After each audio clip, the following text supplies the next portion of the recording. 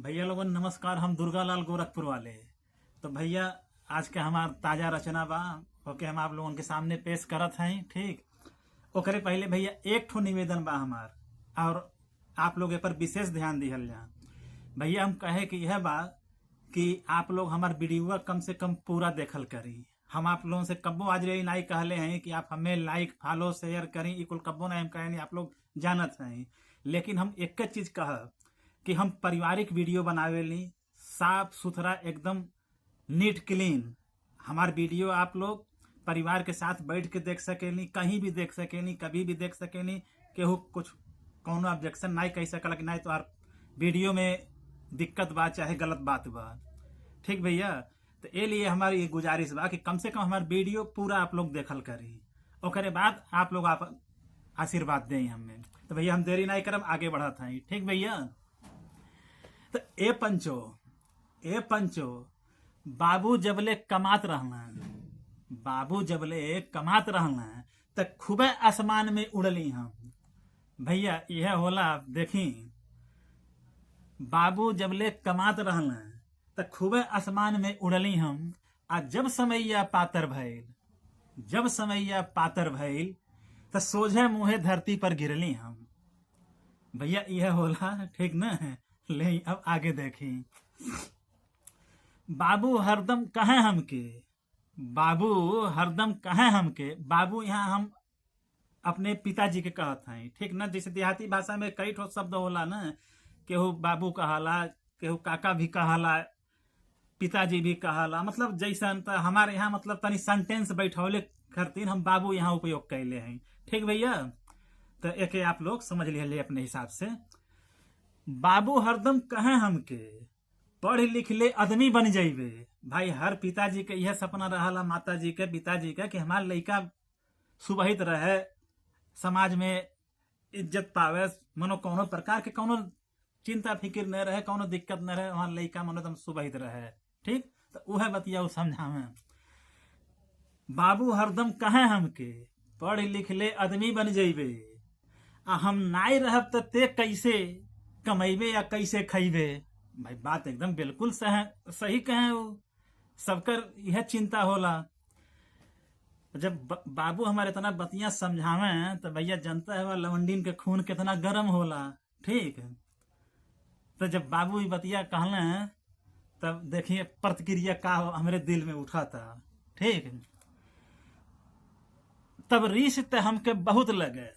जब बाबू कहे कि हम नाई रहब कैसे ते कमेबे या खैबे, तो ओकरे बदमा वाली लाइनिया है कि तब रीस ते हमके बहुत लगे, आ केहू के कुछ हम गुनी नहीं। तब रीस ते हमके बहुत लगे, जब बाबू समझावे हमें तो रीस ते हमके बहुत लगे, आ केहू के कुछ हम गुनी नहीं। आ रेखिया उठान उम्र रहे भैया, मन हम बहन लवंडी रहली, बहन युवा अवस्था में कदम रखले रहली, दही गर्मी ढेर रहे। ठीक, तो वह बतिया हम कहत हैं।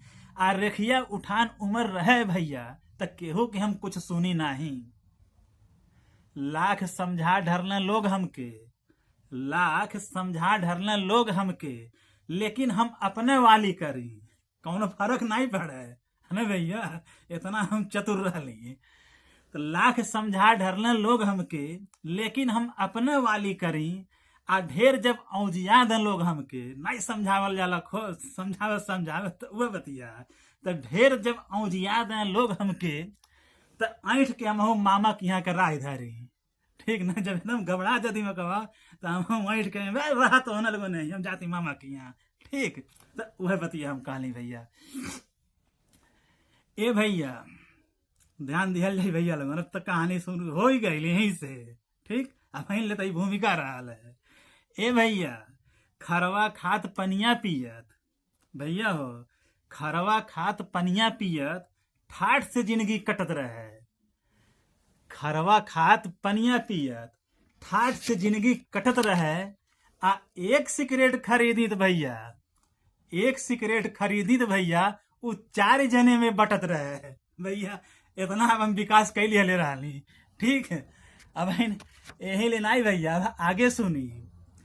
यही तरह से ए भैया, यही तरह से ए भैया हम जिंदगी आपन जिए लगली। यही तरह से ए भैया हम जिंदगी अपन जिए लगली आ मित्र मंडली के कृपा भइल ऐसन, मित्र मंडली के कृपा भइल ऐसन कि दरुइयो अब हम पिए लगली भैया। चालू हो गई अब कहानी। ठीक, दारू के सुरूर कितना बढ़िया है, दारू के सुरूर कितना बढ़िया है, जे पियलस नाई उका जानी।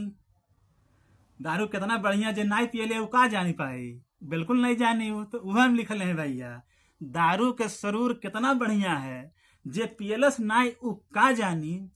आ केहू समन्वय में फगुआ गावला, केहू समन्वय में फगुआ गावला, आ केहू गावे पीले पीले ओ मोरे राजा, पीले पीले ओ मोरे जानी। जब सरूर चढ़ जाल कपारे पे तब उनके सावन भादो और चैत बैसाख नहीं जनाला, समन्वय में फगुआ गावल चालू कर देना। तो वह हम लिखल हैं भैया। आगे देखिए, अब दारू इतना बढ़िया है कि, दारू इतना बढ़िया है कि देश के अर्थव्यवस्था रोकला। दारू इतना बढ़िया है कि देश के अर्थव्यवस्था रोकला। आ कितने गरीबन के खून पसीना के कमाई, कितने गरीबन के खून पसीना के कमाई उठाड़े चूल्ही में झोंकला। भैया एकदम ये सत्य है, ठीक ना। एक आप लोग अन्यथा मत ले, मैं हम हकीकत बात कहा था मनोरंजन के साथ, बस इतना हम कह ले हैं में। आगे देखी भैया, कहे दुर्गा लाल कहे के तो बहुत कुछ बा, कहे दुर्गा लाल कहे के तो बहुत कुछ बा। आ कितना ले हम तोहके बतलाई। अब वीडियो आपन बंद करत हैं, आगे का हाल हम काल ही बताई भैया। वीडियो लंबा होता ए लिए अगला वीडियो में बाकी के वर्णन हम करब। भैया नमस्कार, आप लोग हमें अपन प्यार आशीर्वाद दें, धन्यवाद।